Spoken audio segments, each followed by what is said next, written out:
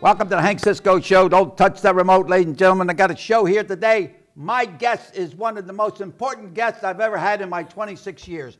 Believe me, okay? Wow. And I'm not throwing you roses or anything. I'm just telling you the truth. You can do that later. Because education played a big part in my life, okay?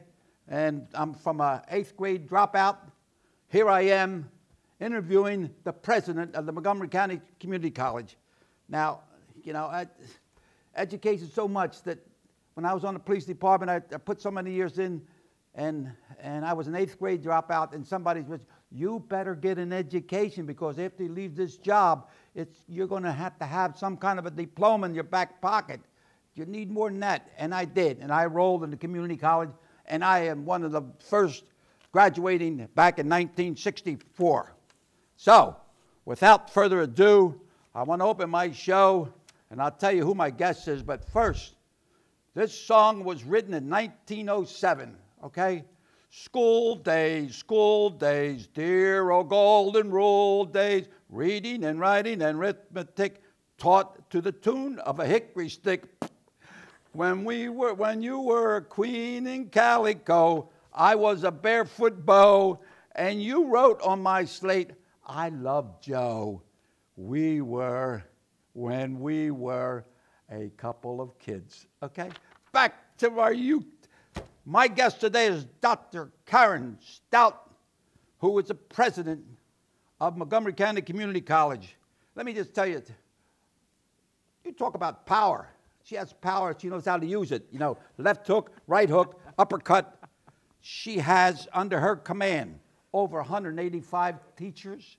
She has a student body of almost 13,000 or more. And the mascot is a Mustang. Woo, woo. And the school colors are maroon and silver. And junior high school was maroon and gray. And it's established in 1964. It was a mud hole over there when I went there in '64. And I was one of the first graduating class.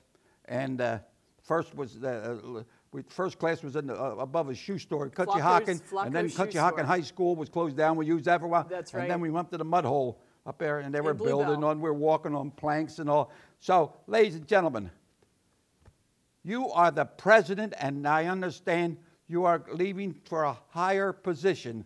Your show now. I don't know if it's a higher position. Well, but it's different. More responsibility. It will be advocating for community colleges across the country. So I'll be president of an organization called Achieving the Dream, which is an organization that helps community colleges reform their work so that more students that enter end up succeeding. And our country needs that. Our country needs students that start at community colleges to finish at community colleges, very much like you did. Right. That opportunity that education gives someone to make a difference and to have economic mobility and to make a difference in their community. Well, all right now, how many years you been there? A little more than 14. 14, okay. And what's some of the accomplishments within the last, how many years? 15? Yeah, almost 15. All right. What's some of the accomplishments? I think sidewalks for one thing. Well, that's exactly where I was going to go. I mean, the Bluebell campus, the central campus, is no longer a mud hole. Right. We've done a lot in the last 10 years with renovation. We have a new advanced technology center. We have a new fine arts center. We've totally renovated Park House Hall. Park House, he was a county commissioner. That was the county commissioner. Yeah, it used to be called Founders Hall, probably when you were at the college. College Hall has been renovated. We have a new children's center. So the entire you got all these things. What's your favorite? What's your favorite accomplishment? What's my favorite accomplishment? Not the buildings. You know, we've done a lot with buildings. We have a West Campus. We have a new Culinary Arts Institute, which actually is a real fun accomplishment, I think. But the biggest, the thing I'm most proud of are the relationships that the college has established since I've been president. You know, when I got there, I wanted the college to be famous in Montgomery County. And I think we've moved to that center of the community. I think most people in the community know about the importance of their local community college. It's one of the greatest things. Let me tell you, I'm a guy that I can't brag. I can brag and brag about how important education is. Well, you're in the Alumni Hall of Fame. Huh? You're in our Alumni Hall of Fame. Hall of Fame. That's another thing, you know. I'm a former police officer, Northtown Police, County Texas, the head of the juvenile division. I always say, students, it's good. Get that education, okay? And don't get in any trouble. Get a juvenile record. If you get a juvenile record, then when you go for a job, you got a diploma here and a juvenile record there, and you're not going to get hired. So get that and have that education. And it did so much for me, although I don't like to take tests. Multiple choices, I crack up. But, well, and it's your song at the beginning of the show. A lot of college is very similar to the way that it was in 1907, but a lot of it is much different. And when you think about the slate, the slate that was written on in 1907 is now the computer and the smart boards and there's text another messaging. Song that goes. They added now like school days, computer, boom. And one of the things I really am proud of is that Montgomery County Community College, for I think the last 10 years, has repeatedly been one of the most technology-savvy community colleges in the country. So right here in Montgomery County, this community college is top shelf. We're a national leader, not just in technology, but in some of the work that we're doing with helping students to enter and progress toward their degree. Having that degree, having that credential is so, so important, as you mentioned. Right. All right, now, it's a community college. How's it support? What kind of support? Now, I know you're in the middle of a drive. I understand you got some kind of grant and you got to match it. So let's talk about that. We'll get everybody out there, get your wallets out, get your checkbooks, okay? Let's go. All right, let's go. Well, the college is funded traditionally by support from the county commissioners, the state, and then student tuition. And that's been the formula that has been at the foundation of the college since we were founded more than 50 years ago. The original formula was that 1/3 of our dollars would come from the county, 1/3 from the state, 1/3 from students. Over the years, Why don't you call up Hillary Clinton and get some of that money she's getting from all over them and countries over there. Say, hey, Hillary, get. Well, we're very Hank, we're very entrepreneurial in our funding, so I'll have to put that in my to-do list. But over the years, that funding has changed a little bit. So now most of our funding comes from student tuition and fees, about 60%. County supports about 18%, and the state is about 23%. And a lot of different pressures on the funding entities have created that. So in order to keep tuition affordable, we've moved into a private fundraising campaign. So we've asked people to step up. We're trying to develop an endowment of $9 million called our Futures Rising campaign so that we can help students with their tuition and fees. Because we see the #1 barrier to getting into college and staying in college are finances. So if we can help more students in Montgomery County get access to the college and potentially graduate without debt, then they can transfer. And I do want to spend a little bit of time talking about our transfer agreements if I can. But that's really what we're trying to do. We're trying to build a culture of philanthropy, that your local community college is worth your charitable investment. So we have a foundation. It's a separate incorporated entity from the college. And it has a number of volunteers who run it. And I'm very happy to report that this community is exceptionally supportive of their community college. We set a goal to raise $9 million. We're now at $10.2 million and still going in the campaign. Still going, right. Our biggest gift is a gift of $2 million. And that gift requires a $2 million match. So we're now trying to raise money between now and 2020. Get your checkbooks out. And anybody that is interested, in all seriousness, in helping the college and funding us as a charitable donation can contact the college, contact me at my email. If they send $10, $15, just start, every little bit helps. Years ago, it was President Roosevelt. He had polio, and he said a march of dimes.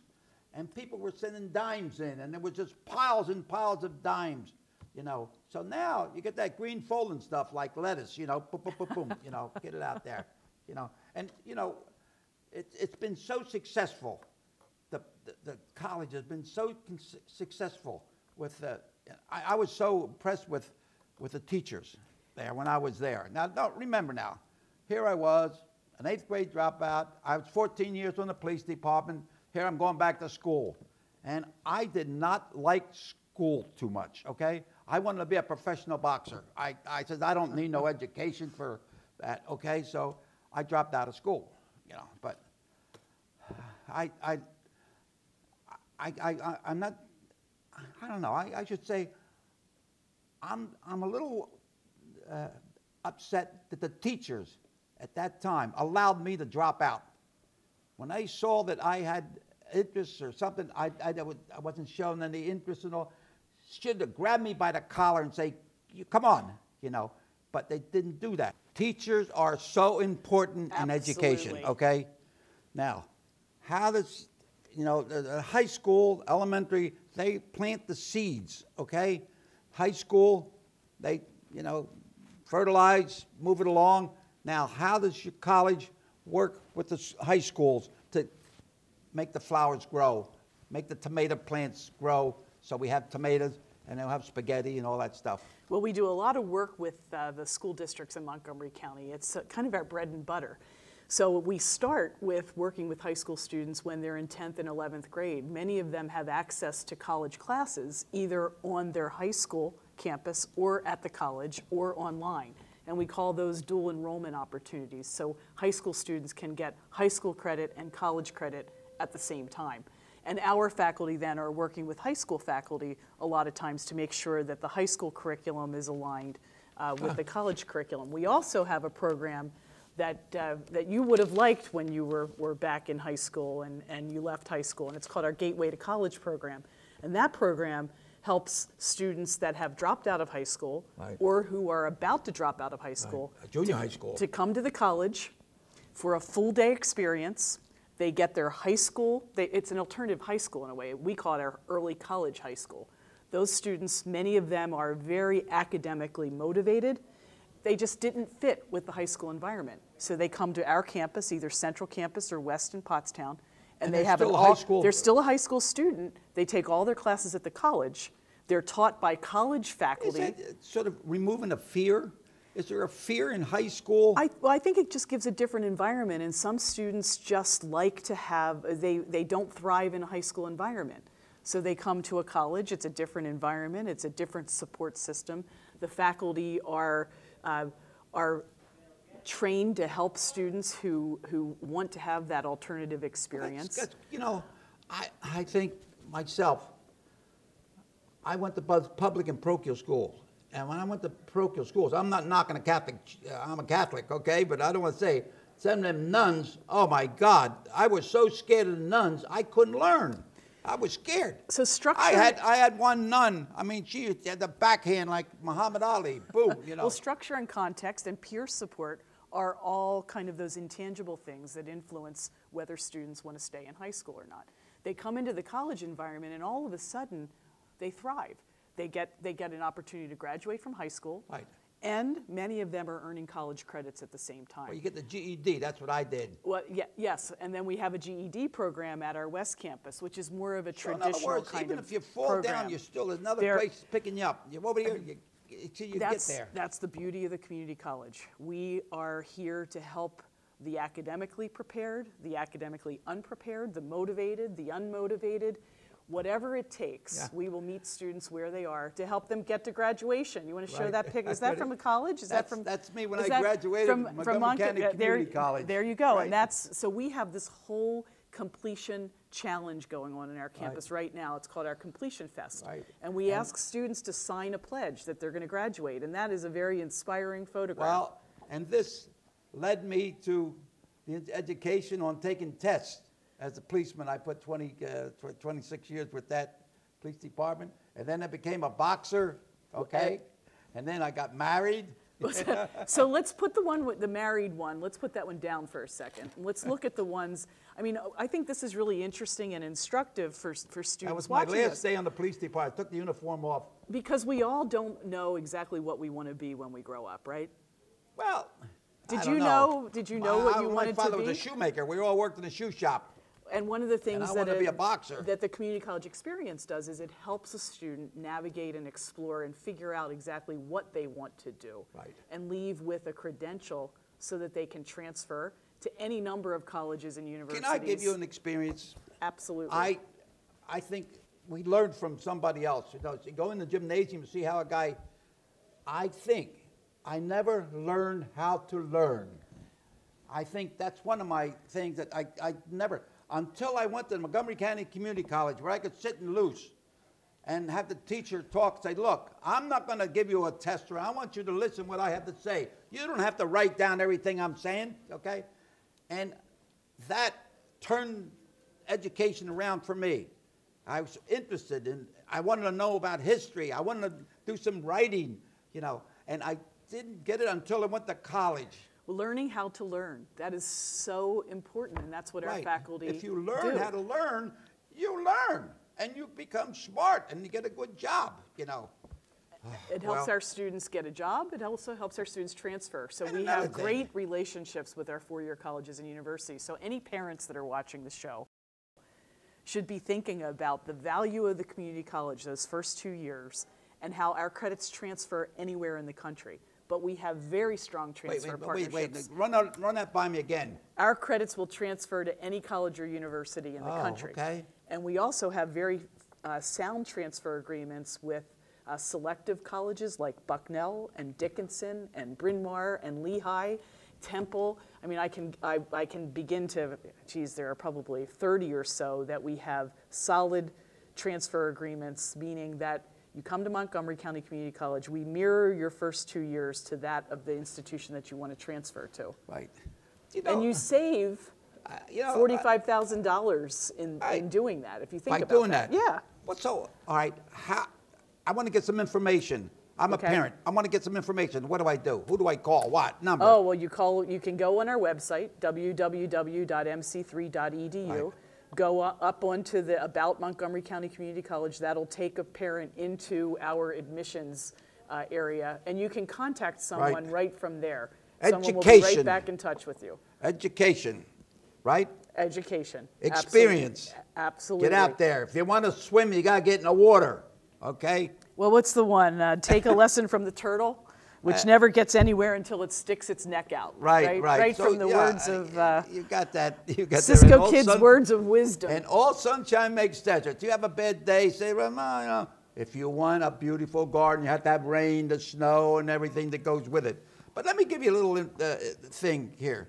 That Mrs. Hirschberger, I remember teachers' names. She was in charge of interviewing teachers for elementary school.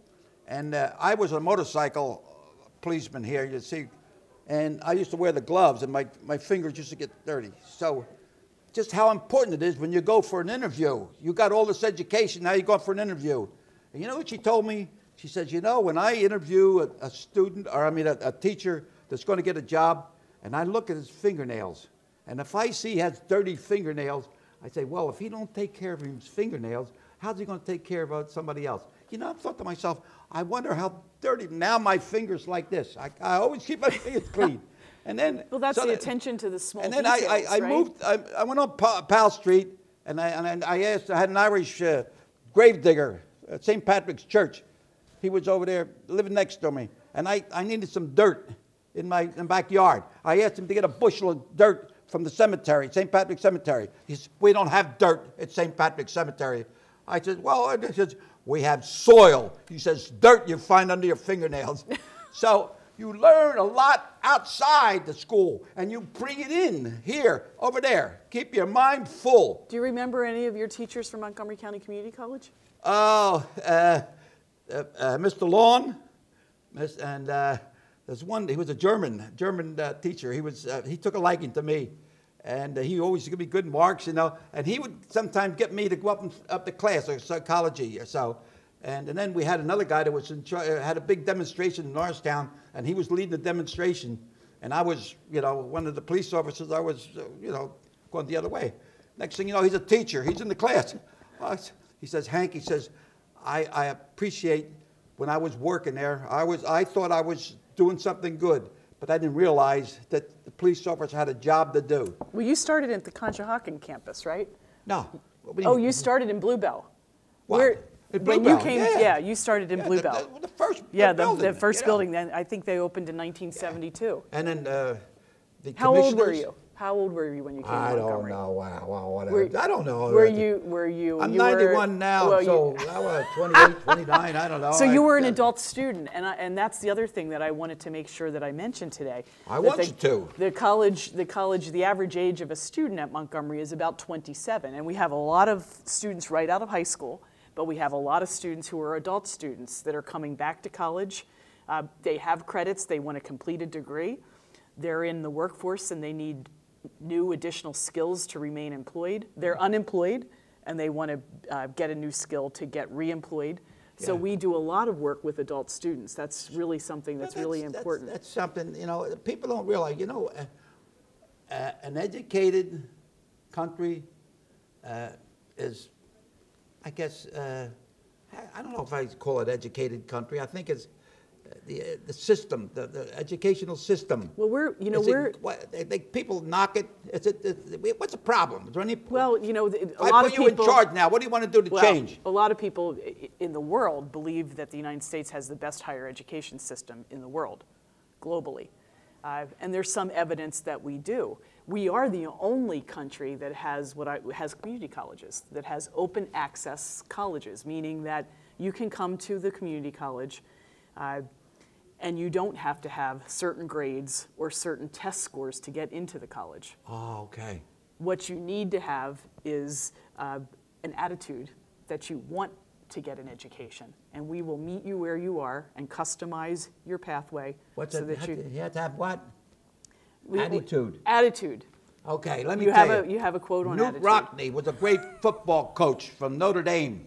And they asked him one time, Newt Rockne, what do you look for in a football player? A guy that's a good passer, a good runner, a good, tackler. I'm looking for a guy that has the desire to play. If he has a desire to play, he'll make a good football player. If he don't have desire, he can be a good, how many athletes or show people destroy their careers because they change attitudes or whatever else they do, So attitude. And it took me till I got to college to realize I liked education. I want to learn so much that I had 3 kids to take care of. I had a job on the police department, and still doing it, So all I'm saying is get that education while you're in school. And that's one of the things that I would also reference is that the community college is designed to be affordable.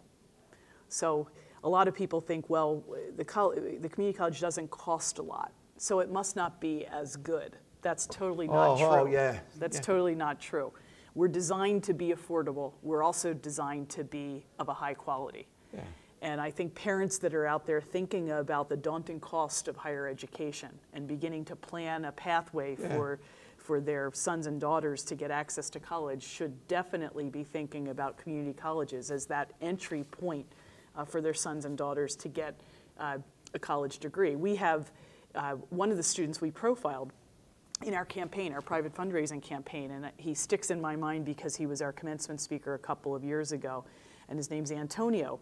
Antonio started at the community college, transferred on a honors scholarship to Dickinson College, got into medical school, and now is on his way to becoming a doctor. Wow. Community colleges in this country are one of the primary feeders into PhD programs in this country, and people don't realize that so many advanced degree holders started their career at a community college. Yeah. I didn't start my career at a community college, but I did attend a community college. They didn't have them, did they? Well, no, they did. They had them when you were.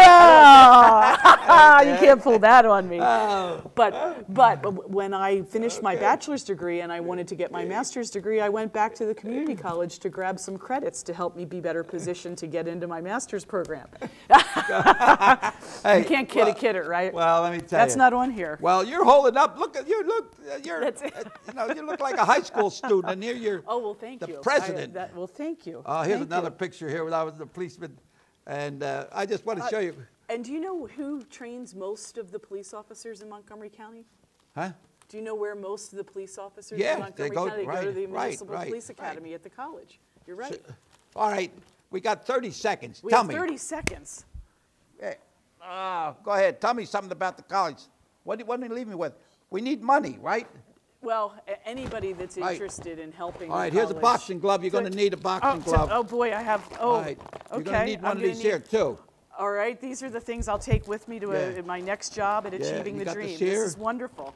I got one for her. You got one for your helper there. Okay, all right, all right. I have to put these on. Okay. So, all right. Is this? Wait, we got one more here for that. You know what that's for? What is this for? You know, here it is. Give me your glasses. Uh-oh. Oh. Here it is. Invention.